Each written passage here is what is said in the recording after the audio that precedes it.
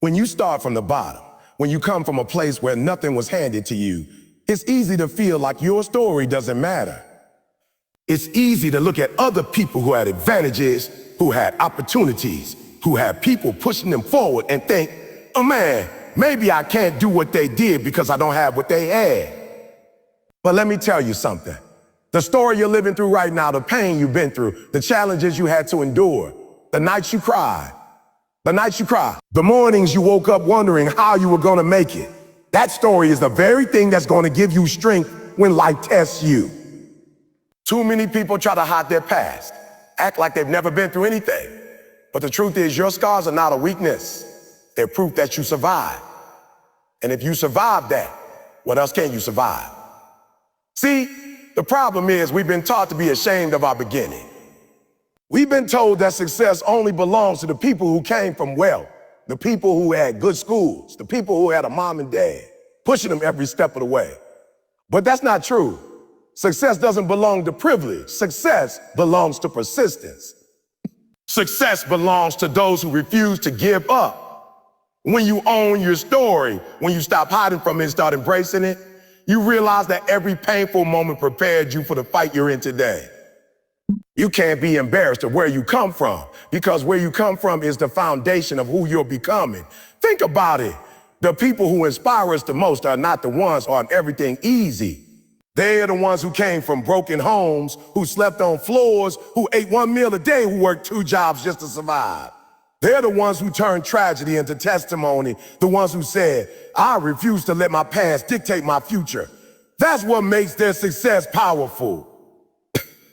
That's why we look at them and say, if they can do it, I can do it. Your story, no matter how messy, no matter how painful, no matter how ugly, has the power to give somebody else hope. But you can't give hope if you're still running from your truth. I know some of you want to erase parts of your life. You want to pretend those struggles never happened. But listen, it's not about erasing the struggle. It's about transforming the struggle into strength. Every single time you fail, every single time you got knocked down, every single time you thought it was over, that was building muscle. That was preparing you for the battles ahead. And when you finally step into your success, you'll appreciate it more because you know what it's like to live without it. You'll fight harder to keep it. You remember the days when you had nothing.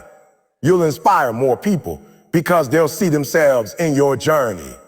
Owning your story also means forgiving yourself. Some of you are still carrying shame from the mistakes you made in the past. You're still punishing yourself for what you didn't know, for what you couldn't control, for the decisions you regret. But you can't rewrite the past. You can only redeem it. You redeem it by saying, yes, that was me. Yes, I messed up.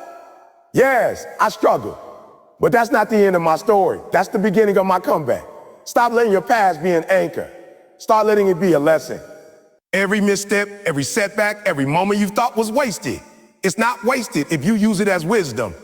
And let me say this, when you truly own your story, you take away the power of other people to use it against you. People will try to bring up your past. They'll try to remind you of what you used to be. But when you've already embraced it, when you've already said, yeah, that's my truth, and look at me now, their words lose their sting. You can't be shamed by something you've already accepted. You can't be broken by something you've already built on. And the more open you are about your journey, the more relatable you become, because nobody's inspired by perfection. They're inspired by authenticity. You don't need to run from your beginning. You don't need to pretend you've always had it together. You don't need to act like success just showed up at your door. People need to see the struggle. They need to see the late nights, the tears, the hunger, the sacrifice. Because when they see the real you, when they see the path you've walked, that's when they realize that success isn't reserved for some chosen few. It's available to anyone who refuses to quit. And that's why your story matters. That's why you gotta own it. It's not just for you, it's for the world. It's for the people coming behind you. It's for the kid who feels like they'll never get out of the situation they're in. When they hear your story, when they see your fight, they'll believe in their own. When you come from nothing, it's tempting to accept whatever life hands you. It's easy to believe the lie that says, if this is as far as you'll ever go, this is all you ever had. But the truth is, just because you were born in struggle doesn't mean you have to die in it. You don't have to settle for the environment you were raised in. You don't have to settle for the paycheck that barely keeps you afloat. And you don't have to settle for the limits that people around you place on your name. Refusing to settle, it's about making up your mind that the life you see right now is not the final version of the life you're capable of living. It's about refusing to let your present become a permanent cage. Poverty is a condition. Poverty is a condition, it's a season, but it's not who you are. Struggle might be part of your story, but it's not your destiny. You can't allow the temporary to trick you into believing it's forever. See, the danger of settling is that it convinces you to stop fighting. It tells you, this is good enough. Don't reach any higher. Don't dream any bigger. Don't risk failing. Settling robs you of your potential because it makes you believe that comfort is the goal. But comfort has never built greatness. Nobody who changed the world did it by accepting mediocrity. Every single person who broke through barriers and reached success had to make a decision. I will not accept less than what I know I'm capable of. They weren't content with barely surviving. They were determined to thrive. And if you're going to rise from nothing to something, you have to make the same choice. You have to decide that enough is not enough. You have to demand more out of yourself, more out of your work, more out of your life. Refusing to settle means being uncomfortable with average. It means when others say, you should be grateful for what you have, you respond, I am grateful. But I'm not finished. Gratitude doesn't mean complacency. You can be thankful for what you've achieved while still hungry for more. You can acknowledge how far you've come without making it the final stop. Too many people confuse gratitude with stagnation. They think being thankful means you have to stay where you are. But real gratitude fuels growth. Because when you know you've been blessed to come this far, you push harder to see how much further you can go. The truth is, settling feels safe because it removes the risk of failure. If you never push for more, you never risk losing. If you never dream bigger, you never face rejection. But if you don't risk failure, you also never taste victory. You never discover the level of greatness inside of you. And settling may feel safe, but in reality, it's the most dangerous decision you can make because it guarantees you'll never see the life you were created for. You were not put on this earth to be average. You were not given bread just to survive. You were designed for more, but you'll never see it if you settle. Think about it like this. The most dangerous enemy of greatness is not failure. It's good enough. Good enough makes people stop striving. Or good enough makes people stay in jobs they hate, stay in relationships that drain them, stay in environments that limit them. A good enough is the graveyard where dreams go to die.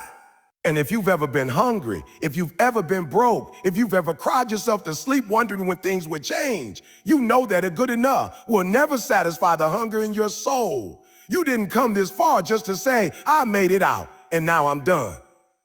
No, you came this far so you could keep climbing, keep building, keep breaking through. Refusing to settle is also about protecting your vision. When you have a vision for your life, when you see a future bigger than your present, people will call you unrealistic. They'll say, why don't you just be satisfied with what you have? But you can't let their small thinking shrink your dream. You can't let their fear of risk keep you stuck. People who settle will always try to convince you to settle too because your hunger makes them uncomfortable. But you weren't called to live their life. You were called to live yours. And if your vision feels too big for your environment, that's the point. It's supposed to stretch you. It's supposed to scare you. It's supposed to demand that you grow into the person capable of achieving it. Every great success story starts with someone who refused to settle. They didn't let their circumstances define them.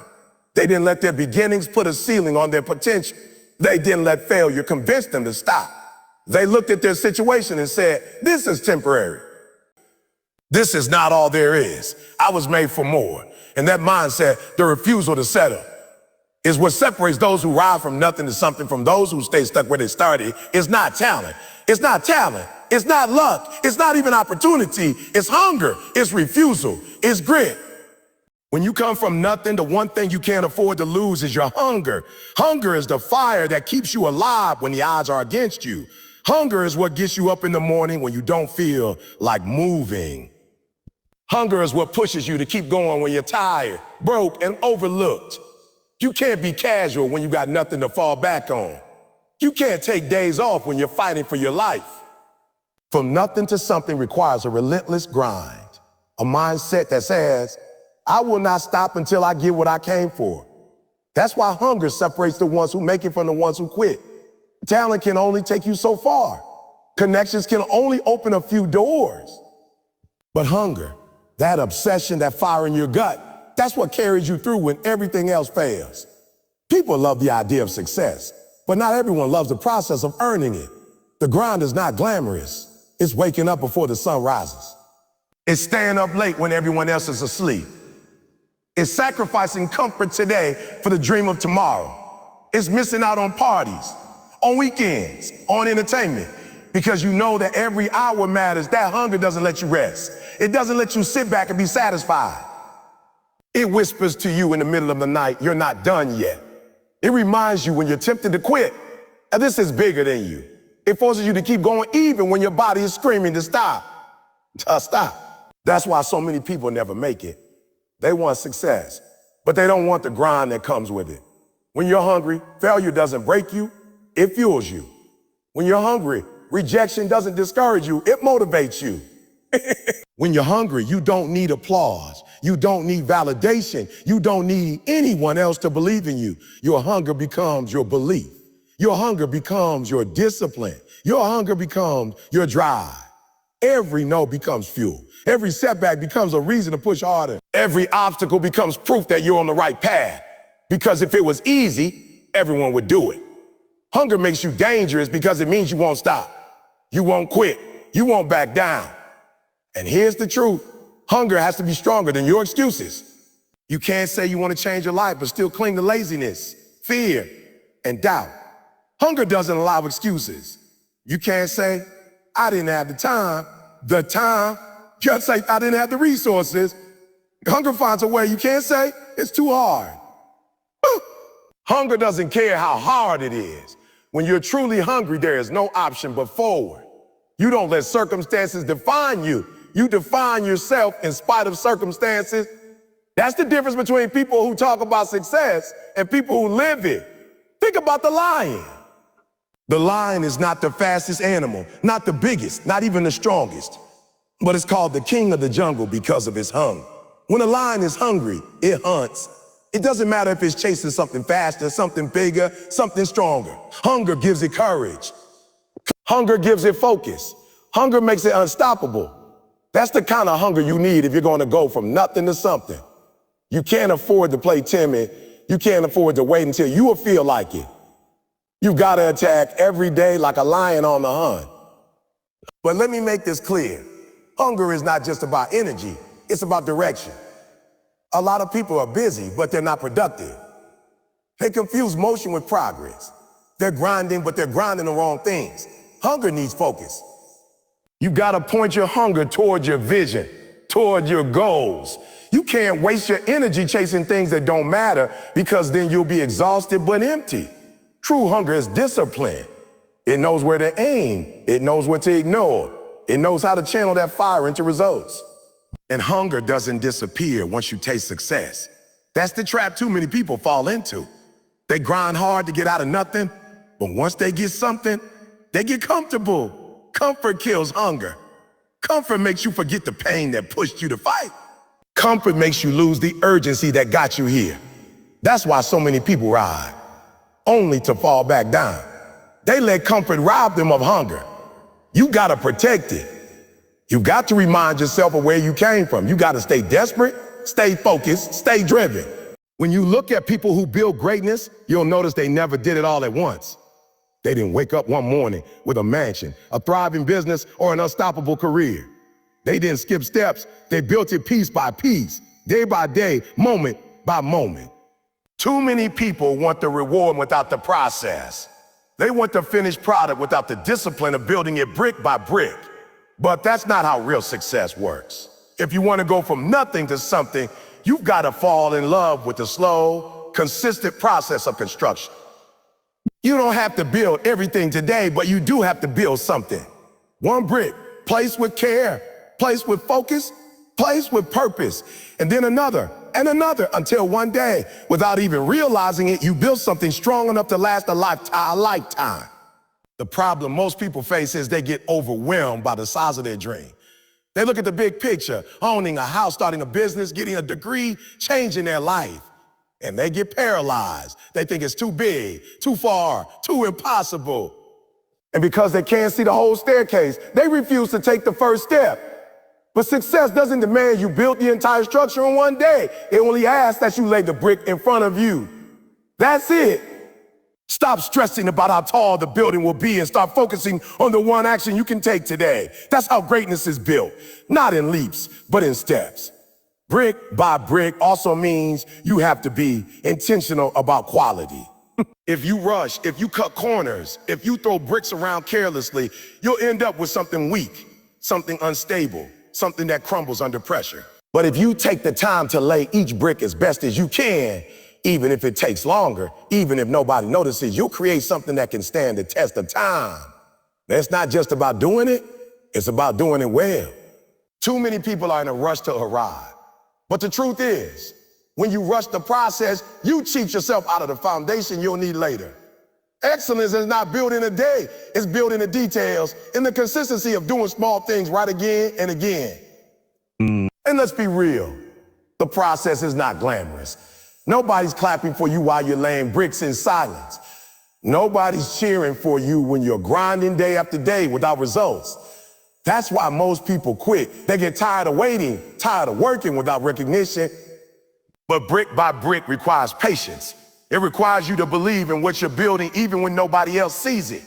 It requires you to trust that one day all those bricks will add up to something beautiful. Patience is not passive. It's active endurance. It's showing up when the results aren't visible yet. It's believing that the work you're doing today will create the future you've been dreaming of. Brick by brick also teaches humility.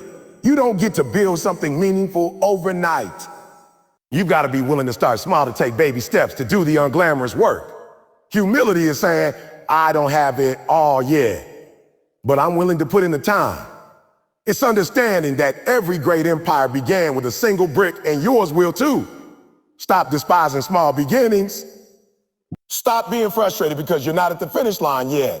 You can't run before you learn to walk. Every small effort is progress. Every brick counts.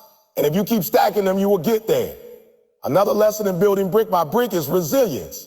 That sometimes a brick will fall. Sometimes life will knock part of your wall down. Sometimes circumstances will delay your progress. But if you quit every time something falls apart, you'll never finish. Resilience is the ability to pick up the brick again, even when you're tired, even when you're frustrated, even when you feel like starting over is too much. It's the ability to keep laying bricks no matter what. The people who build lasting legacies are not the ones who never face setbacks. They're the ones who keep building despite setbacks. And the beauty of brick by brick is that it compounds. At first, the progress seems small. 1 brick doesn't look like much. 10 bricks don't feel like enough. 100 bricks still don't resemble the dream. But when you keep stacking, when you keep building, suddenly you look up and realize you created something massive. That's the magic of consistency. It turns small daily actions into unstoppable momentum. That's why you can't despise the grind, because every brick counts. And one day you'll thank yourself for not quitting when it felt slow. When you come from nothing, the temptation is to chase shortcuts. You want to catch up quickly. You want the fast track. But shortcuts create weak structures. What comes fast doesn't last. If you want something permanent, something solid, you got to build it the right way. You got to honor the process.